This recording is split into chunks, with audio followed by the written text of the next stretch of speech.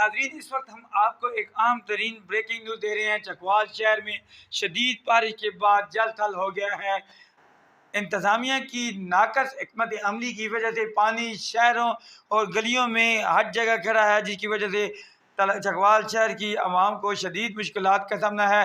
گزشتہ کئی ماہ سے ڈپٹی کمشنر چکوال تصاویر میں جگہ جگہ اپنا یہ صاف ستھرا چکوال کی نشاندہی کر رہے ہیں، لیکن آپ دیکھ سکتے ہیں یہ چکوال شہر کے حالات، وہاں گھروں اور گلیوں میں پانی اکٹھا ہے، جبکہ یہ تحصیل چوک کے مناظر جو آپ کو نظر آ رہے ہیں سکرین پر، یہ مناظر جہاں دونوں طرف، ایک طرف پنڈی روڈ ہے اور دوسری طرف جہلم روڈ، پانی آپ دیکھ سکتے ہیں اور گاڑیاں اس پانی میں ڈوبی ہوئی ہیں۔